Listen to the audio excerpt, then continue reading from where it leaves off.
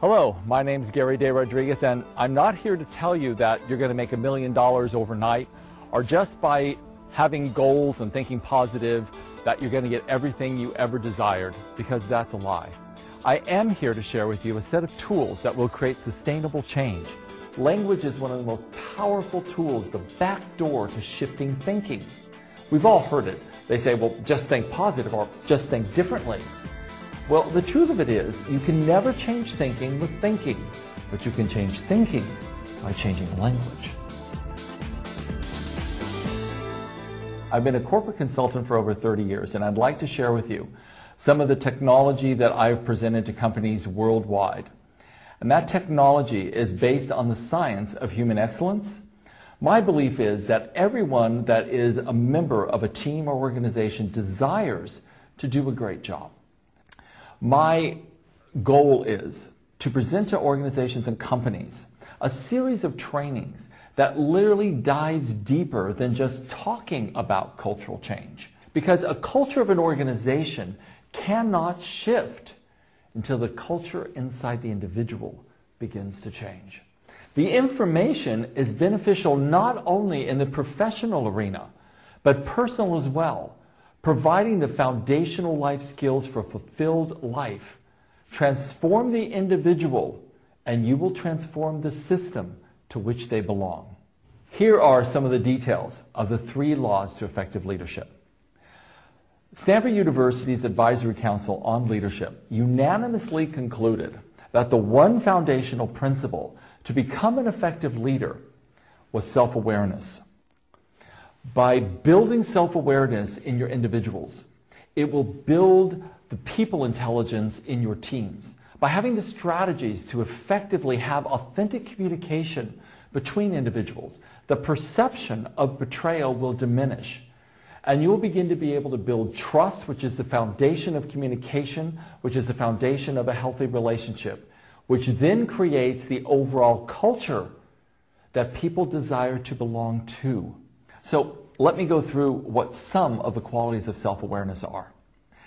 As we as human beings, the most complex neurological organism on the planet, walks through our day-to-day lives, we're constantly receiving data input from the outside world. Over 2 billion chunks of data enter our nervous system through the 5 senses every second. So we delete, distort, and generalize that data down to about 7 pieces plus or minus 2 through a series of filters. Each individual, of course, will have different filters. That's why each one of us is seeing reality somewhat differently. So our filters are our utilization of language, our beliefs, our memories, our values, our unconscious strategies, and our associations to time. As we bring in this information, each one of us has an individual way in which we make meaning of that based upon the collective experiences of our past and through our filters. So in order to have self-awareness, we require to have the in-depth knowledge on how to shift and change, how to enhance and evolve our beliefs, align our values for congruency and self-esteem, shift memories that no longer serve us and still provide a knee-jerk negative response to our current reality. Most importantly, harness the power of our language and the unconscious strategies that have run us. You see, 10% of our mental capability operates at the conscious level. The other 90% operates at the subconscious level. If we are going to embrace leadership and embrace self-awareness, which is the foundation of leadership, we must learn how to harness the power of the other 90%, the greatest computer on the planet. When this is enrolled, we become the most potentialized leader that we are meant to be. When our teams have this kind of knowledge and information, we create a team that is unstoppable, that far surpasses what our competition will be doing.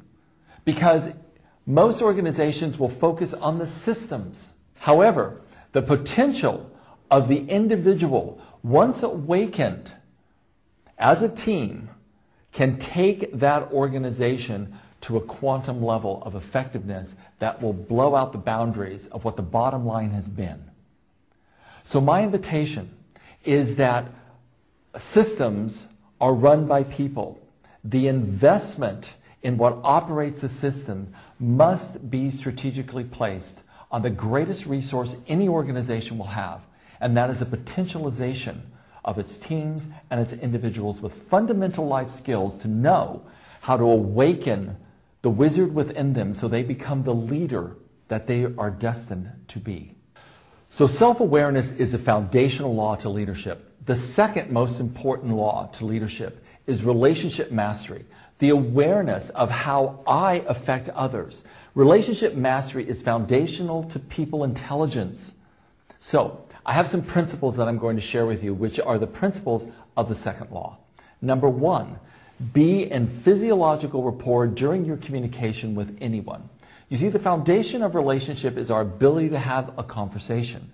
Our conversation is the relationship, the quality of which defines the health of the relationship. 7% of the meaning of your communication is your words. 38% is the tone of your voice, and 55% is your physiology.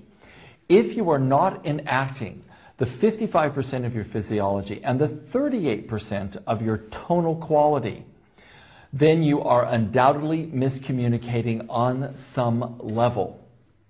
It is vitally important to know that all parts of you is communicating, not just your words. So be in physiological rapport with the individual. Next, each and every conversation intend to create clarity, intend to enrich, and intend to empower the other person. Enter your relationships with genuine curiosity on how you can clarify, empower, and enrich. Enter your conversations, business and interpersonal, with authentically desiring to create a win-win for not only yourself, but for the other person. Next principle, be completely accountable for your part in the dynamics of what is being created in your teams, in your organization, and your fundamental relationships. The next principle, be fully and completely present with the other person. When you are in communication, having an authentic conversation, give your full, undivided attention to every nuance that a person is saying, every word that they speak, every body movement, every tonal fluctuation. Because remember, 90% of you is at the unconscious level. The body is the most valuable tool of communication that you have, and the truest from that individual. Words can very rarely capture the full truth, but the body will always tell you the truth. When there is an incongruency between the word and the body, then you will know that there's an incongruency in the speaker's intent.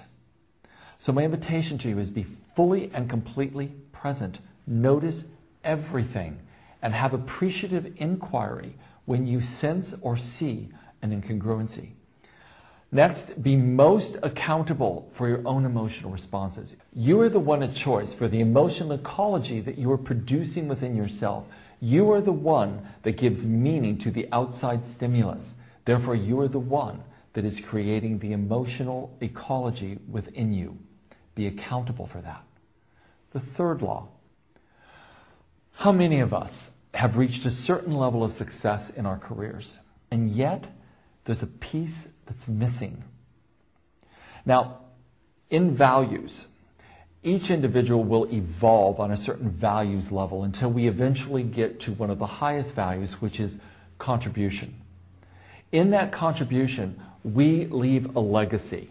At the end of all of our days, no matter how successful we've become, there is a part of us that desires to leave behind us a legacy of goodwill so that our presence has created good in the world rather than self-absorption and contraction.